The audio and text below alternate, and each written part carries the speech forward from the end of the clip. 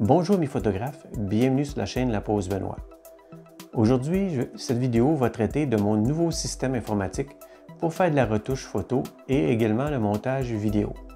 Puisque mon ancien système informatique qui datait de 2009, disons, commençait à dater et j'avais de plus en plus de difficultés à faire, entre autres, des montages vidéo.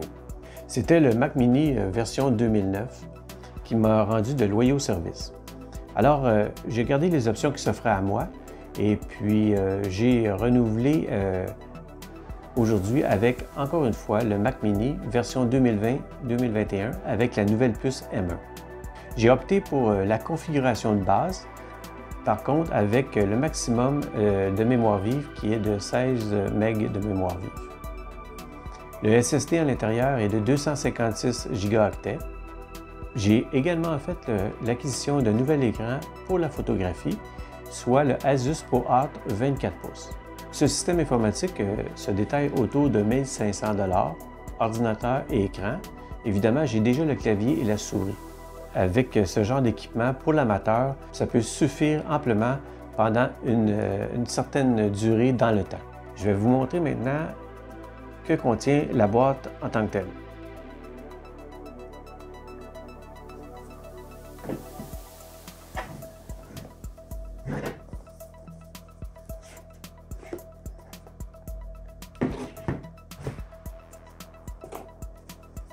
Alors pour commencer, on a l'unité centrale, le Mac Mini. C'est le même boîtier que les versions antérieures avec la puce Intel.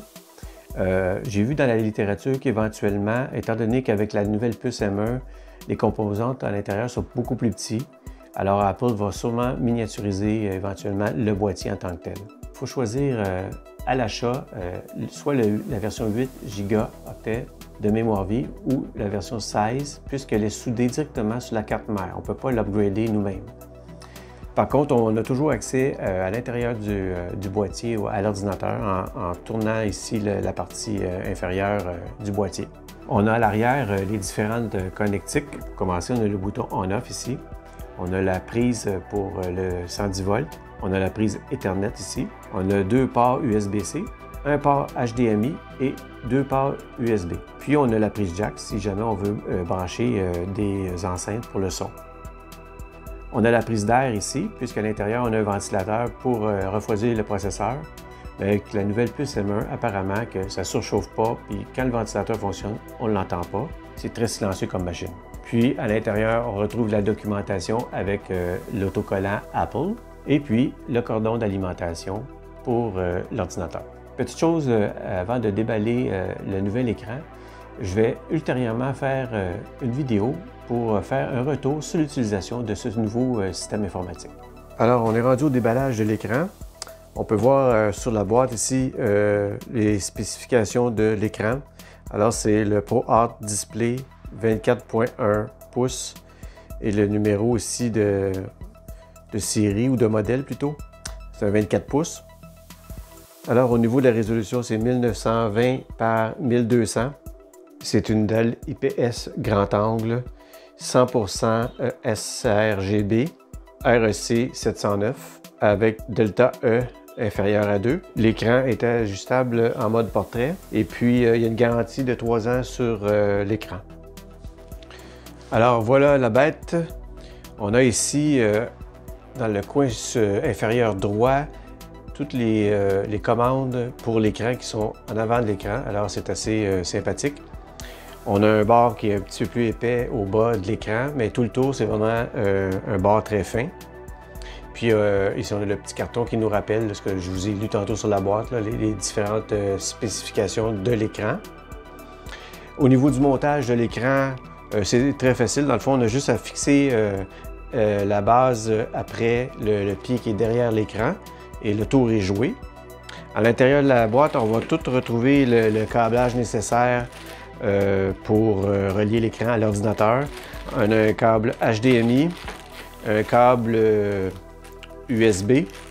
Évidemment, à ce prix-là, on n'a pas la connectique USB-C.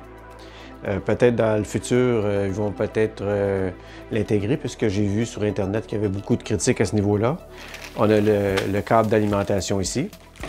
On a la certification ici ProArt pour la calibration qui est faite en usine de l'écran. Déjà, il est déjà calibré. Et je vais voir aussi à l'usage, mais j'ai vu également sur Internet qu'on disait que lorsqu'on réglait, on va dire l'écran en sRGB là, automatique, puis si vous n'avez pas de sonde de calibration, déjà là, c'est au niveau de la colorimétrie, c'est quand même assez parfait. On a ce petit carton ici qui nous présente en fait, si on va derrière le carton de la présentation, il nous montre ici les instructions, comment monter finalement l'écran, les différents câbles, comment les brancher par rapport à votre ordinateur. Au niveau des ports, je vais essayer de vous montrer ça. Le pied est quand même assez pesant, donc l'écran est quand même assez stable sur votre table de travail. Alors ici, on a sur le côté deux ports USB. Le reste de la connectique se trouve sous l'écran. Alors, on a un port VGA. Je crois qu'on a...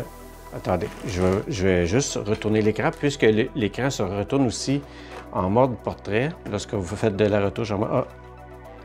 Avant de le retourner, je vais le lever parce que l'écran, ça c'est un autre ajustement qu'on peut faire de haut en bas de l'écran. Puis on peut le faire aussi au niveau horizontal, lui donner une certaine inclinaison.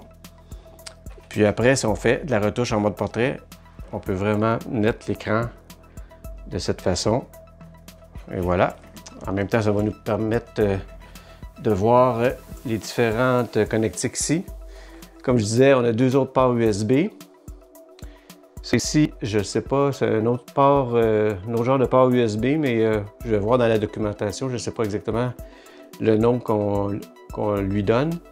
Ici, on a un port VGA, HDMI, ça c'est DisplayPort ici, je crois. Ça, c'est peut-être pour le micro ou écouteur, l'alimentation et le bouton marche-arrêt. Alors, ça vous donne un aperçu par rapport à l'autre écran. Ici, on a un écran vraiment de 24 pouces. Puis, ça peut vous donner un aperçu de la grandeur. Si vous voulez avoir un deuxième écran sur votre bureau, ça prend quand même assez de place, là. Au minimum, je dirais une table de 4 pieds, là. Alors, on va se retrouver. Je vais faire les branchements avec le Mac Mini pour vous donner un aperçu sommaire, évidemment, du rendu de l'écran. Comme je le mentionnais en début de vidéo, il y a une seconde qui va suivre pour faire le bilan de mon nouveau système informatique pour faire un petit résumé de ce que j'en pense. Pour finir, je vous montre le Mac Mini branché sur l'écran Asus 24 pouces. Alors, c'est sûr qu'en vidéo, ça ne rend peut-être pas parfaitement, mais je peux vous assurer que vraiment au niveau de la qualité de l'écran pour le prix, là, c'est très très bien. Puis au niveau de la grandeur, là, je trouve ça vraiment bien, surtout que je vais avoir quand même un deuxième écran de 21 pouces. Lorsque je vais travailler dans Affinity Photo, je vais seulement mettre sur l'écran Asus la photo en tant que telle, puis tous mes outils vont sur l'autre écran.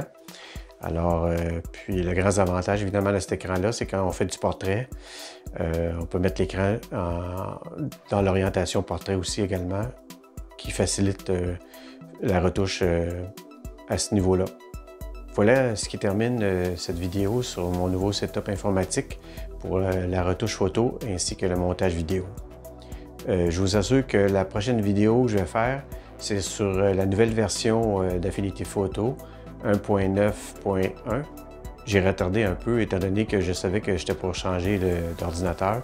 Alors ça va être plus facile pour moi de faire cette vidéo sur cette nouvelle version. Alors je vous remercie de votre attention et je vous dis à la prochaine.